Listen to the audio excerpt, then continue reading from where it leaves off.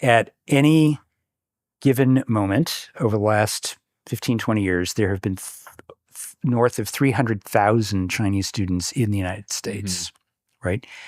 And so I don't know what the total number is over time, but it is quite a large number, right? So the cumulative effect of personal experiences can be gigantic, right? Particularly if it is like extended over time. It's really, really important. And then the impact of these more structured engagements, right? Yeah, so you go as a tourist, you talk to some taxi drivers, you see this and that. What do you learn? Well, I'll give you a concrete example. So one of my side gigs is for a number of years, I taught a executive MBA course at NYU on China's economic rise and, what that meant for companies and so forth. And usually I have about 20, 25 people in the class. And I taught it for 3 or 4 years before COVID, 4 years, I guess, and then 2 or 3 years after COVID started. And in the years that I taught it before COVID, there were always reliably 4 or 5 people in the class that had spent some time in China. And many of them had done so just as part of this executive program, because part of what you got by signing up for this EMBA is that they took you on these global study tour trips, and you would go to this country or that country, and you would be there for a couple of weeks, and you would talk to a few companies and this and that. It's pretty superficial, right?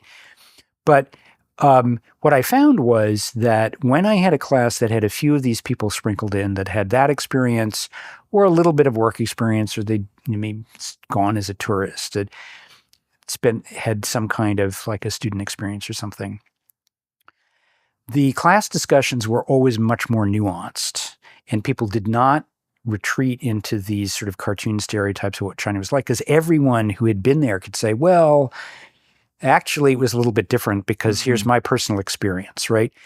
Then the classes that I did after COVID had set in, they weren't doing these study tours, so no one in the class had been to China as part of the program.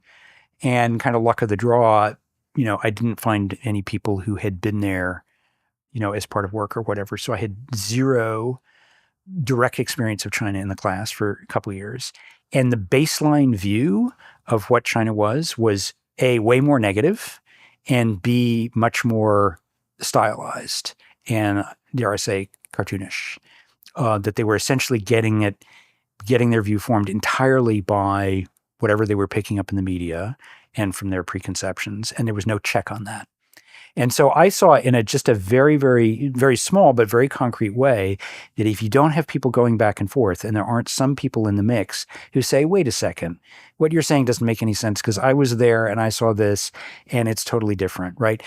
That I'm convinced has gigantic impact. And I think it's really, really damaging if people in positions of authority in our government and our political system refuse to expose themselves to the actual reality of what China is, which is essentially what they're doing now by making it politically impossible for anyone to go to China and see what's going on there. That is a very, very dangerous place to be. It's ignorance. And one of the things that drove me and many sort of China, Western China types crazy about being in China for many, many years is you would go and frequently you would have this experience. You'd be sitting in a seminar room or think tank or whatever. And, some Chinese expert would say, we Chinese, we understand America much better than you Americans understand China, right?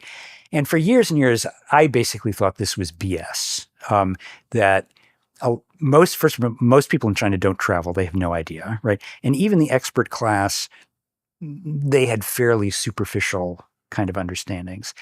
And so I always felt pretty confident that I and people in my cohort, we understood China just as well as they understood the U.S. And their blind spots towards the U.S. system were very, very clear, right? So for years and years, that drove me nuts when people would say that. Now I think it's completely true, right? Yeah. And all you have to do is look at the student numbers. 300,000 Chinese students in the U.S. until their visas get revoked. We're struggling to get to 1,000 U.S. students in China. in the U.S., we closed down the Chinese consulate in Houston as part of a trade spat back in 2020, I think. Chinese responded by closing down our consulate in Chengdu, complete disaster. Whole sort of area of Western China really important that we have no eyes on officially anymore. We decided that their Xinhua journalists are not really journalists, which is, sort of true. So we forced them to register as government agents. The Chinese responded by kicking out a lot of our journalists. Massive own goal for us. So the types of interactions that U.S. people have with China directly on the ground in China have been massively restricted compared to what they were a decade ago, partly as a result of Chinese government action, partly as a result of really misguided actions on our part, partly because of just like fallout from COVID and various other things. But the where we are is bad, and there is an information asymmetry, which I think operates to the disadvantage of the United States right now. We should be spending a lot more time trying to figure out how to make this a workable relationship. There's going to be competition. There's going to be conflict. There are some real conflicts of what we define as core interests on either side, which are tough to resolve. This is not easy. But we basically both have to recognize, and this is more of a problem on the U.S. side. I think the Chinese recognizes that the U.S. is not going anywhere, right? Mm-hmm. There is a little bit of a meme in Chinese foreign affairs circles, the decline of the U.S., the rise of the East, which is very sort of officially popular. I think most people don't really believe that because they just have too much confidence in the long-run resilience of the U.S. system, and I think they're basically right about that. I think we on the U.S. side have to get a little bit more attuned to the idea that this is just like there is no end point to this. This is a relationship which will go on forever. There's no winning. There's no losing. There's just managing, and we need to do a much, much better job of figuring out how to manage it and keep the conflicts and the friction in as contained a zone as we can. Not easy to do. The attraction that people have towards extreme narratives about China, total domination or total collapse or so forth, very, very strong. In my view, again, it's a product of ignorance. The less you know about the realities of a place, the more you can construct these fictional stories, which take some truth and then absolutize it, right? And the more you know about the reality, it's like, it's more messy than that, so neither that nor this, right? So that, I think, is just another argument for why you have to have much more deep engagement so people are engaging with realities rather than fantasies. You can see this, again, in very mundane ways. If you just look at the way that the Trump administration has conducted its trade negotiations with China, it was premised on the notion that China's economy was so weak that you hit them with tariffs and they will immediately capitulate. And that was a ridiculous idea. And it's taken them a couple of rounds to figure out, maybe that wasn't quite so right, and we have to take this more seriously. So getting away from the extreme narratives is important in general. And then I think also on the U.S. side, also to some extent in China as well, is a lot of the things in the U.S. political context that are blamed on the rise of China. We have this problem or that problem because of China. They are predominantly exercises in scapegoating, right? So we were talking at the beginning of the conversation about the change in the industrial sector, hollowing out of U.S. manufacturing employment and so forth. If you look at the trend of U.S. manufacturing employment as a share of total employment, is a straight line from 1946 today that looks like this. You cannot find the Cold War. You cannot find the rise of Japan. You cannot find NAFTA. You cannot find China. You cannot find anything. What you find basically, I think, is the march of technological progress. That's basically what that line tells you. And so all of these stories about China did this or China did that, there was some impact, but mainly what the United States failed to do as the world was transforming in the late 90s, early 2000s, is we failed to take seriously our responsibility to change our systems of redistribution, of helping people out, of social. We failed in the social contract domestically. So there were failures of domestic policy, which got then blamed on China, right? And I think similarly, if you look at, scare stories about how China is going to take over the world, okay, BYD, very good company, Huawei, very good company, CATL, very good company. You look at the totality of the corporate universe in the world, it's still pretty big. U.S. companies are incredibly powerful and adept across many, many, many technological sectors. They are very good at what they do. In many cases, they still have very strong positions in China because they're so much better at what they do than the Chinese competitors. We're dealing with the rise of a new entrant on the global stage, and that's uncomfortable, and there's some jostling there. But we should also not overstate the degree to which, even on a sort of a commercial, industrial side, that we are sort of existentially threatened by this. There's some real challenges there. But a lot of this notion that we will, that we will not have an auto industry in 5 years because of BYD, that's let's get a grip, folks. We could end up there, but if we end up there, it's because we will have made a bunch of really bad policy decisions that got us there, not because this competitive threat exists. So mostly it's on us to figure out how to get things right on our own terms within our own system. And then I think basically we'll be fine. But right now, that isn't kind of where the conversation is particularly. I often describe China as a very turbulent and very deep ocean. So you skim along the top and you see the huge waves, right? So all the stuff that's been built, all of the, cities, the high rises, the industrial parks, the high-speed rail, and so forth. And then you go below that, and there's a very deep, still ocean of ideas, concepts, bureaucratic tendencies, and so forth that have built up over centuries. That, in a lot of ways, does not change that much. So a simple example on this is how to make that more concrete. If I think about what the United States was like socially in 1985 compared to what it is today in terms of the space for gay and lesbian people, trans people, social acceptance of different lifestyles, awareness and attention paid to racial issues, all these kinds of things. We were the changes that have occurred in the United States over the last 40 years, I think, are substantially greater than the changes that have occurred in China over that same time period in terms of people's fundamental understandings of how do we interact together in a society. And partly that just reflects that the U.S. is intrinsically a somewhat more complex society than China, with all of these layers of races, the whole immigrant experience that was just in terms of the number of foreign-born people was much lower in 85 than it was today. But socially, we are much more, there's been a lot more change and a lot more, I would say, evolution of people's basic attitudes towards, what they think about society and how we should interact.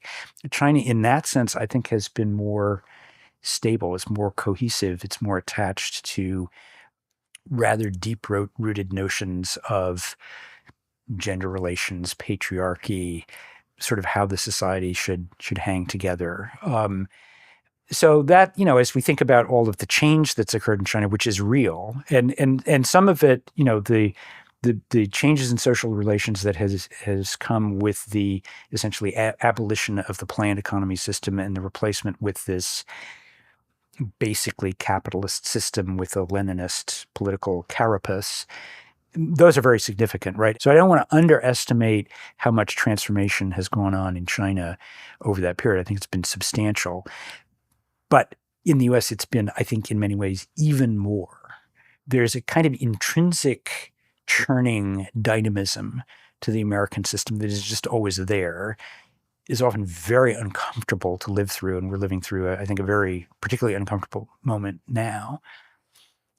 And in China, there's some of that, but there's a lot of containment, and there's more stasis in a lot of the kind of fundamental, sort of social relationships. So I lived in China more or less full time until 2015.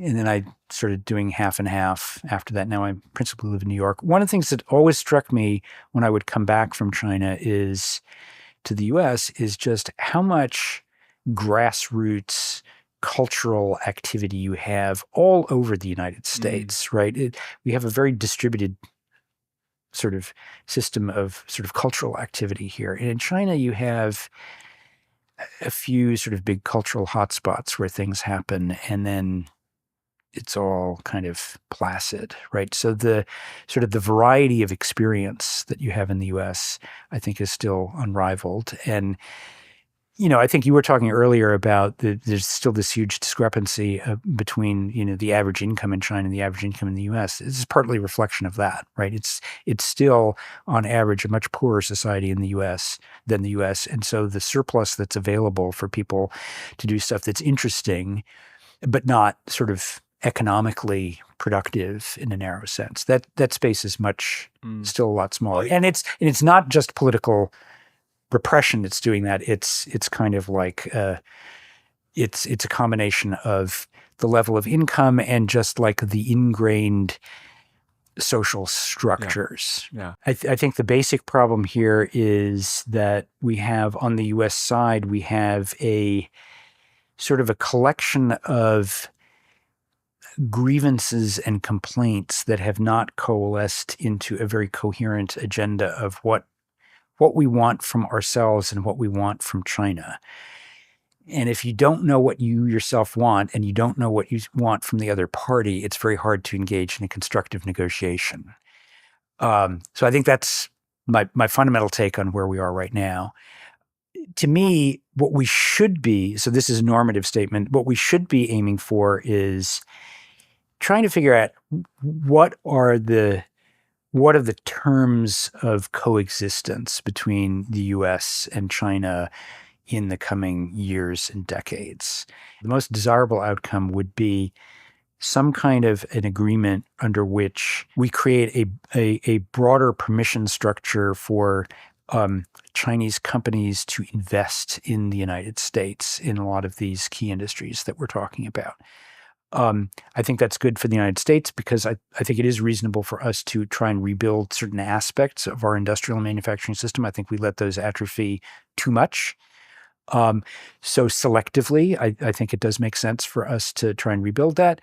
And rebuilding that, should incorporate the best anywhere in the world. And some of that is now coming from China. And I also think, just in terms of enhancing mutual understanding and getting better communication channels, investment is, even more than trade, is a very good communication channel, because it forces you to go to the other guy's place and put down roots there and figure out how things work and figure out ways to communicate with one another.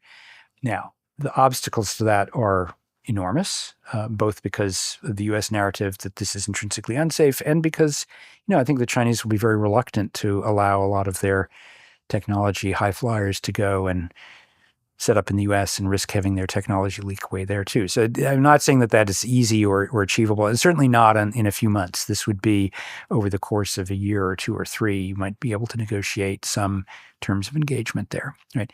I mean, the big problem I think that China creates for the world as a whole right now is this fact that they just are unwilling or unable to generate enough domestic demand to keep their own economy running at full steam. That's bad for their own economy, and it creates a lot of friction in the rest of the world, because what it then means is that companies that can't sell in China are forced to export their surplus production, and this creates, rising trade frictions, not just with the United States, but with lots and lots of countries. And it does sort of contribute to the narrative that that China is not really all that interested in creating a situation where everyone benefits from their growth. It's much more of a, we're in this for ourselves. So I think it would be helpful for the world economy, helpful for the Chinese people, and helpful for general, stability if the Chinese could recognize that they need to do a lot more to promote the demand side of their economy. It can't just all be about endless investments in new technologies. And I think they're coming to a point where they may be forced into that, because if you look at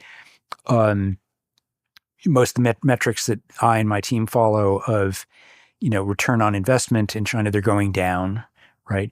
The number of zombie companies that, still exist, but, don't even generate enough revenue to pay the interest cost on their debt, that's going up. There's a lot of pressure that's building within the Chinese system because of this obsessive concern with the supply side of the economy. So they'll continue to do, I think, quite well overall in technology production, but the financial constraints are rising. So they, I think, have some self-interest here in coming up with a more balanced economic model, and having some pressure from the outside to get them in that direction. I think that would be good.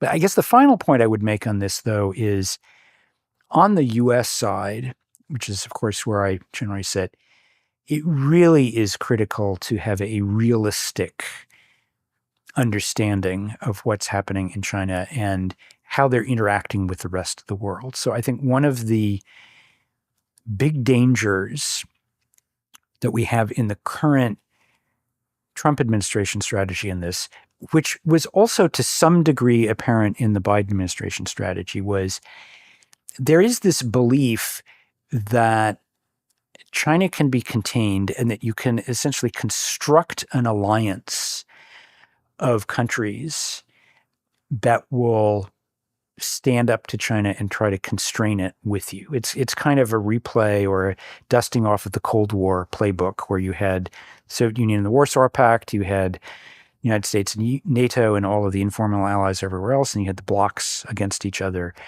and the bigger and more economically productive bloc won, right? And that is just not going to work, because the Chinese have seen this coming for a long time. They have long had the view that the U.S. was going to try and constrain them. And they said, well, how do we get around this? And their answer is not, you build a bloc, I'll build a bloc against that.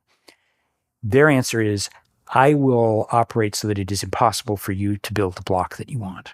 So you look at China's international engagements, more countries have China as their number one trade partner than any other country in the world, right? 140 countries trade more with China than they do with the United States, which was not true during the Cold War. So if you go to Southeast Asia, you go to Latin America, and you say, how would you like to join our anti-China alliance? They will say, no way. This makes no sense for me. I import a lot of my industrial inputs from China, a lot of my consumer goods. This is really a critical relationship. I might have some concerns about the trade balance and blah, blah, blah, but I am not going to go up against this country that is now either my number one or my number two economic partner, certainly on the trade side and increasingly on the investment side. So that is a non-viable strategy. It will never work. China has integrated itself into the global economy very successfully.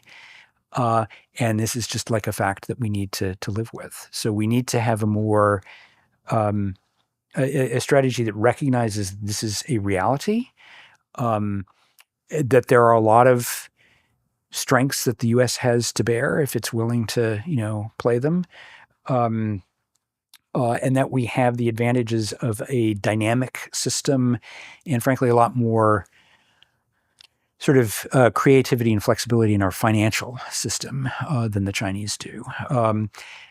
So it's perfectly possible to come up with a coexistence scenario in which we do really well. We have domestic policies that sort out our own imbalances, both economic and social. And we have a significant degree of engagement with China that is competitive, but hopefully can be bounded so that we don't wind up in a hot conflict situation, which would be the worst of all possible worlds.